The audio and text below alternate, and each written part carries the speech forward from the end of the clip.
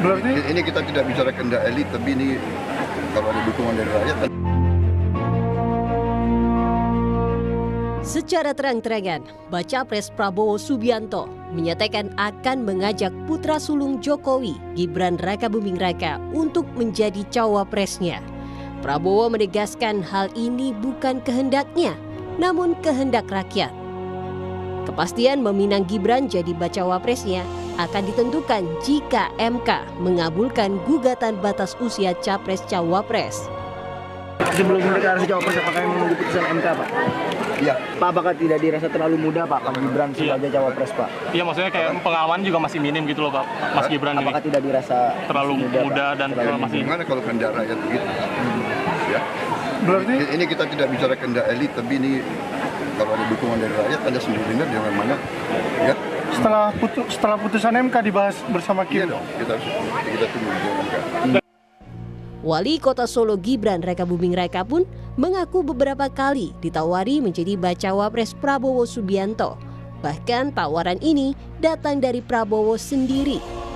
Tak secara tegas menolak, kader PDIP ini kerap menyatakan umurnya yang tidak memenuhi syarat.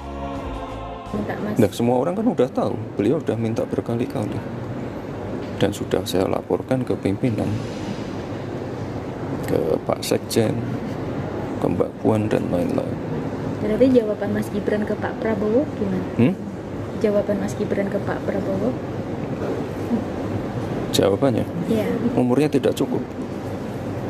Yes, gitu. Yes, jelas. Kalau misalnya umurnya cukup, apakah akan menerima? Kan tidak cukup. Sorotan kini akan tertuju pada putusan MK pada Senin pekan depan.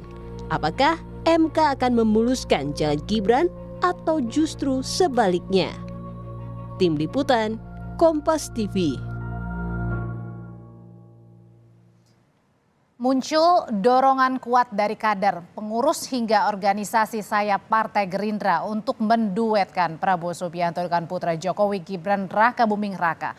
Prabowo pun mengirim sinyal mengenai peluang Gibran mendampinginya dengan menyatakan, ya gimana kalau kehendak rakyat begitu. Mengapa Gerindra bersikeras agar Gibran jadi cawapres Prabowo? Benarkah pertemuan dengan partai anggota Koalisi Indonesia Maju malam ini adalah untuk menyepakati usulan Gibran cawapres Prabowo, dan apa dampaknya jika Gibran yang merupakan kader PDI Perjuangan jadi dipindang Prabowo? Sore ini sudah ada narasumber juru bicara pemenangan Prabowo Subianto, Andre Rosiade, Ketua Umum Seknas Jokowi Rambun Cayo, dan pengamat politik sekaligus Direktur Eksekutif Carta Politika Indonesia Yunarto Wijaya. Selamat sore semuanya Bapak-Bapak. Selamat sore Audrey, Bang Andre, Bang Rambun. Andre, sama-sama Toto. Ya. Selamat sore. Saya ke Bang Andre langsung nih. Bang Andre, jadi benar pertemuan malam nanti dengan Ketum Parpol Koalisi Indonesia Maju adalah untuk memantapkan Mas Gibran menjadi bacawa pres pendamping Pak Prabowo? Sebentar, sinyal saya jelek sekali sebentar. Sudah balik Bang Andre. Oke, nggak apa-apa, ditunggu Bang Andre. Ya, sinyal saya jelek sebentar. Nggak apa-apa, tapi kita bisa mendengar, bisa langsung dijawab aja Bang Andre, aman di sini? Jadi begini, mohon maaf saya ada di Padang ya, lagi di Dapil.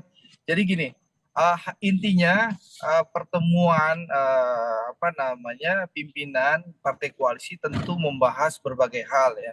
Seperti yang saya sampaikan, kita lagi mematangkan yang namanya pertama satu ya, pematangan tim pemenangan Pak Prabowo. Yang kedua, pematangan visi dan misi. Yang ketiga soal cawapres. Tadi pertanyaan soal Mas Gibran ya. Ya. Betul ya? Betul. Nah, sekali lagi Partai Gerindra tentu partai yang taat konstitusi. Kita tentu tidak akan mungkin bisa memutuskan Pak Prabowo bersama Mas Gibran selama konstitusi tidak mengizinkan. Tapi memang faktanya banyak sekali usulan dari relawan Pak Prabowo maupun relawan Pak Jokowi serta partai-partai yang ada di Koalisi Indonesia Maju yang mengusulkan nama Mas Gibran. Tapi sekali lagi, Partai Gerindra dan partai-partai Koalisi Indonesia Maju adalah partai-partai yang taat konstitusi.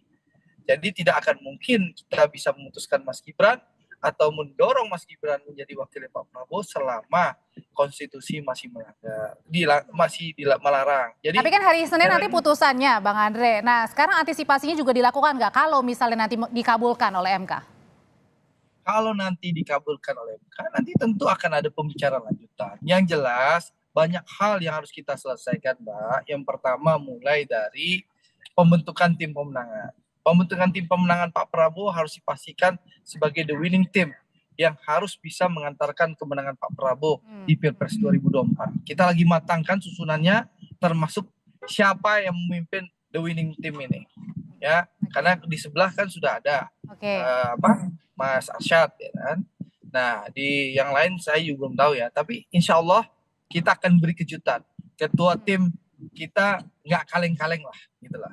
Oke, sekarang yang kedua soal bagaimana pematangan visi dan misi dan program-program yang merupakan keberlanjutan dari pemerintahan Pak Jokowi. Jadi rapatnya simultan. Jadi soal cawapres tentu belum bisa diputuskan. Gitu. Oke, sekarang saya ke Mas Toto. Mas Toto, ini benar nggak sih Koalisi Indonesia Maju, terutama Partai Gerindra ini ngotot untuk menduetkan Pak Prabowo bersama dengan Mas Gibran? Waduh, kalau ngotot saya nggak tahu ya. Pembicaraan mengenai pembicaraan mengenai putusan politik yang sifatnya strategis itu kan terjadi di panggung belakang. Tetapi kalau kita lihat runutnya kan ada jejak memang bahwa usulan terkait dengan diubahnya gugatan di MK terkait usia capres-cawapres, beberapa di antaranya kan berasal dari kader Gerindra, seperti Wali Kota Bukit Tinggi, seperti Wakil Bupati Lampung Selatan, termasuk Partai Garuda adalah bagian dari partai yang mendukung Pak Prabowo menjadi capres. Tambah misalnya keberadaan tingginya adalah juga saudara dari Ahmad Riza Patria misalnya. Jadi jelas bahwa ada jejak di situ, keinginan minimal dari beberapa kader. Apakah itu jadi generalisasi sebagai keinginan dari Pak Prabowo? Saya tidak tahu. Tetapi beberapa statement Pak Prabowo juga memang menunjukkan keinginan Pak Prabowo untuk menggandeng Mas Gibran. Apakah ini sebuah peristiwa politik yang biasa saja? Biasa saja menurut saya. Bahwa kemudian ada kader dari partai lain maju bersama dengan capres yang bukan berasal dari partainya, itu biasa saja. Terjadi juga dulu di Golkar misalnya 2 kali, 2004, 2014. Saya lebih ingin melihat bukan dalam konteks konstelasi elit, tetapi bagaimana pandangan dari, bukan pandangan ya, narasi yang akan menarik menurut saya untuk dibicarakan mengenai kepantasan ketika proses dan output dari munculnya nama Mas Gibran ini. Pertama, proses ketika ada pengajuan dari pihak Gerindra yang kemudian diputuskan salah satu hakimnya adalah iparnya Pak Jokowi sendiri. Yang kemudian ketika Gibran misalnya nanti lolos dan maju, ayahnya masih menjadi seorang presiden. Apakah melanggar aturan undang-undang? Tidak. Makanya saya menggunakan bahasa kepantasan. Tapi ya biasa saja itu terjadi. Kepantasan ini juga bukan oleh pengamat, bukan oleh pendukung dari capres tertentu, biarkan masyarakat yang menilai. Walaupun ketika masuk kepada framing mengenai kepantasan, yang akan mengalami proses zero sum game itu bukan Pak Prabowo, bukan Gerindra, bukan partai-partai pendukung koalisi. Isu mengenai politik dinasti, mahkamah keluarga, mengenai adanya ketidakpantasan, itu hanya akan menimpa Pak Jokowi, Mas Gibran. Baik, Mas saja sih yang menurut saya harus dilihat sebagai isu yang lebih luas dibanding sekedar masalah pilihan partai politik mencapreskan dan mencawapreskan sosok tertentu. Oke, adanya keinginan tersebut saya akan tanyakan ke Bang Ramon. Bang Ramon, adanya keinginan untuk menduetkan Pak Prabowo dengan Mas Gibran ini, Bang Ramon, apakah ini dianggapnya adalah langkah untuk mengganggu Mas Ganjar sebagai baca pres? Ya, kalau mungkin tadi sudah disampaikan lah, kalau dalam konteks perspektif Gerindra apapun, tentunya Pak Prabowo dan Gerindra dan partai koalisinya, tentunya apapun yang mau dilakukan untuk menang akan dilakukan itu sih biasa-biasa, ya artinya sesuatu yang wajar lah. Tapi mungkin tadi sudah disampaikan oleh Toto juga, Mas Toto juga bilang ini kan soal kepantasan dan buat kita kan ini melihat ini sesuatu yang luar biasa juga gitu. Pertama mungkin tadi sudah ada proses Mahkamah Agung yang sudah begitu banyak orang yang pandangan-pandangan dari para ahli yang menegaskan dan bukan hanya sekedar merit hukumnya ya ajuan hukum yang argumen yang dilakukan itu juga begitu mempunyai ruang pertanyaan yang besar. Di samping itu juga bagaimanapun kan Mas Gibran ini dan tentunya Pak Jokowi ini kan bernaung di sebuah partai yang juga memberikan banyak perubahan dalam kehidupan mereka ya, terutama secara politik gitu ya. Apakah ini soal etika kepantasan ini akan menjadi, menurut saya akan menjadi isu besar. Nah bagi kita misalnya yang relawan Jokowi, ketika kalau seandainya benar Mas Gibran akan bergabung dengan Prabowo, kita juga harus mengambil satu sikap gitu yang jelasnya kita tidak boleh membuat bingung teman-teman kita relawan maupun para voters gitu, bahwa pendukung-pendukung ya, pendukung-pendukung Mas Ganjar yang berasal dari relawan Jokowi ini juga akhirnya harus mengambil satu sikap juga gitu. Bukan berarti bahwa kita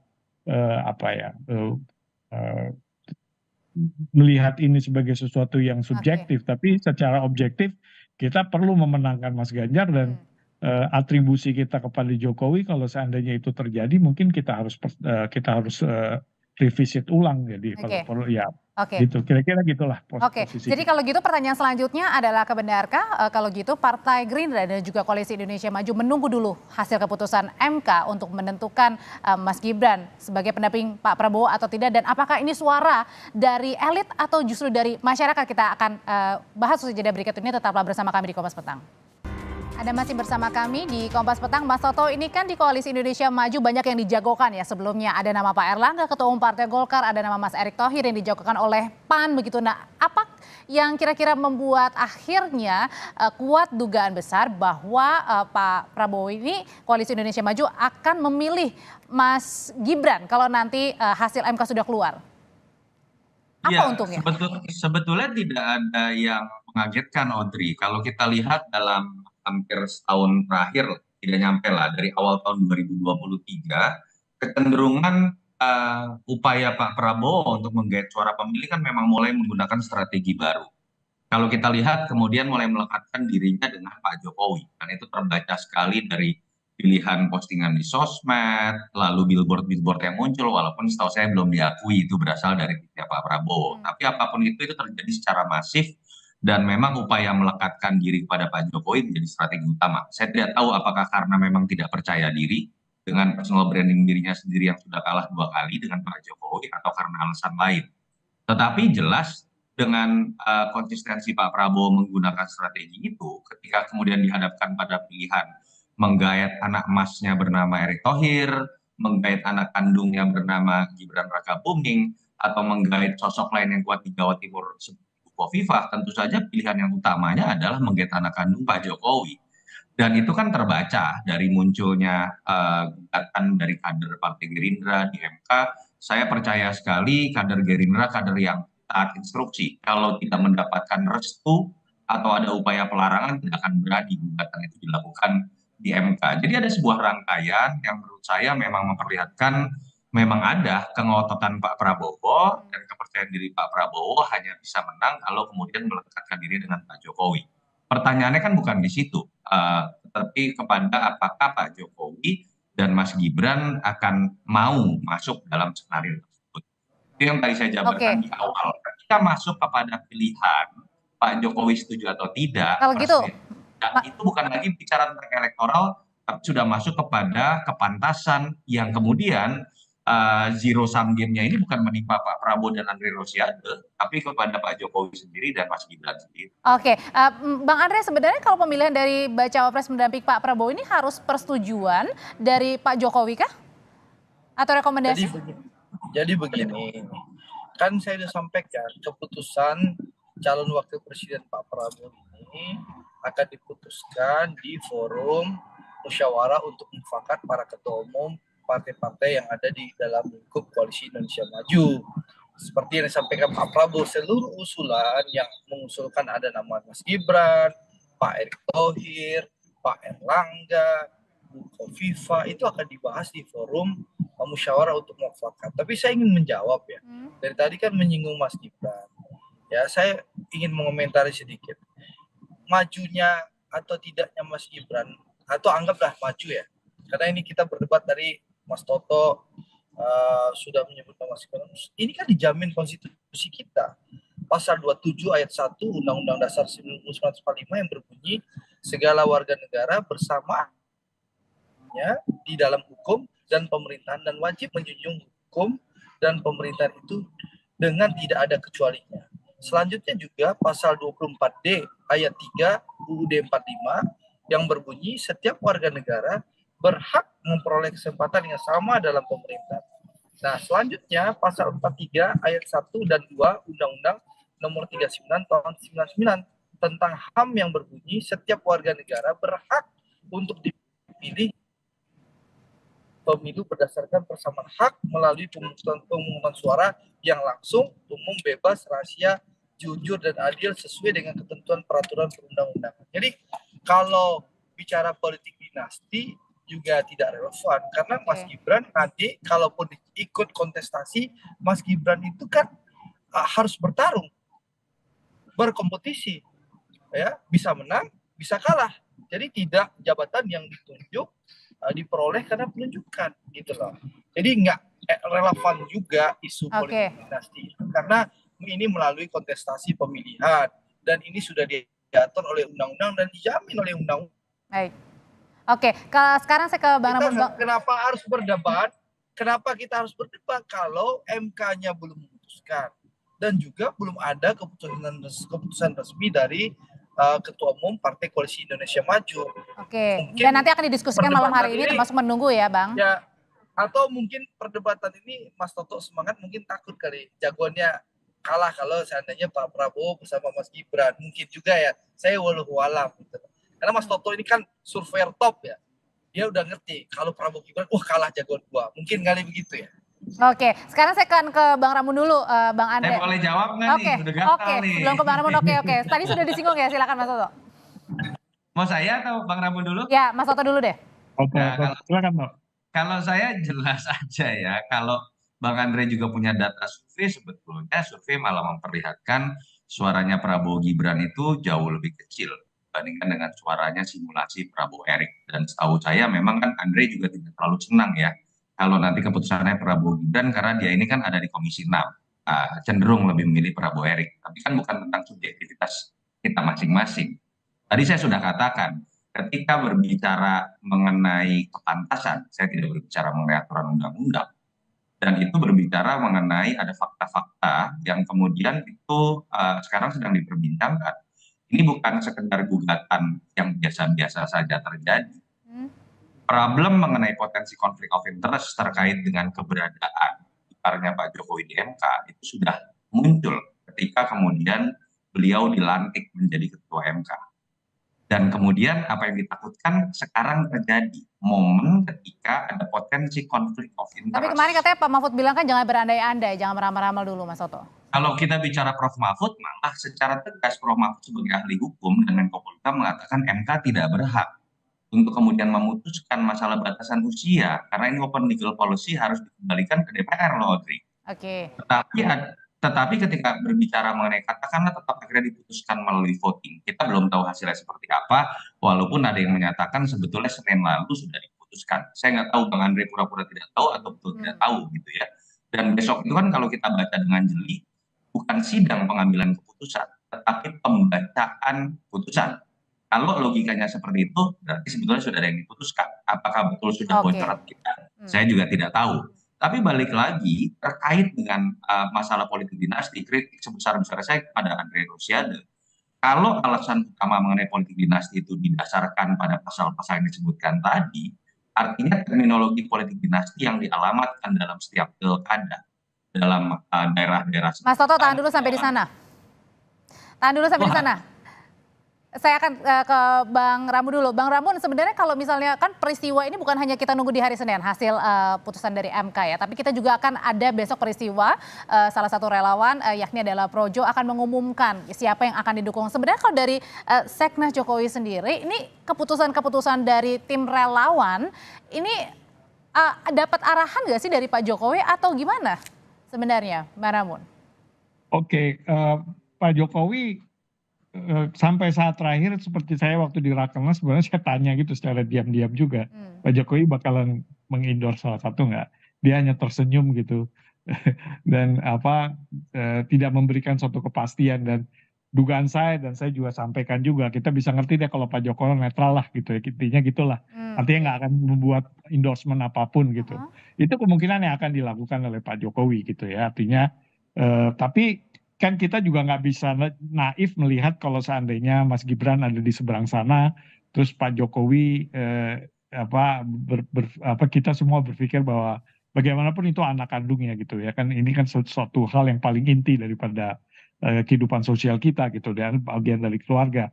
Tidak ada cara lain kita untuk menginterpretasikan berarti Pak Jokowi itu ada di seberang sana. Artinya kan kita sebagai relawan Jokowi itu kan harus mengambil sikap.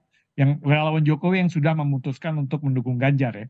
Karena kalau kita ini tidak ada instruksi atau apapun, kita hanya melihat dari keseluruhan tanda-tanda reaksi-reaksi yang dari teman-teman, dan sebenarnya teman-teman ini memilih Mas Ganjar ini juga bukan hanya karena instruksi, tapi juga sudah melakukan pengkajian dan penelusuran.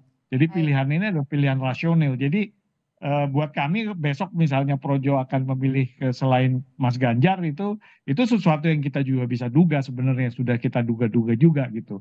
Ya kan, karena di sebagian besar daripada relawan Jokowi sebenarnya sudah mengambil keputusan untuk mendukung Mas Ganjar dengan berbagai macam karakteristik dari Mas Ganjar dalam kaitannya dengan Pak Jokowi gitu. Jadi buat kita itu yang jadi patokan kita. Tapi kalau seandainya sekarang Gibran ada di seberang sana, itu mungkin akan membuat reaksi yang saya rasa reaksinya agak luar biasa ya. Bang Ramon terima kasih, Mas Oto terima kasih, Bang Andre terima kasih, sehat selalu.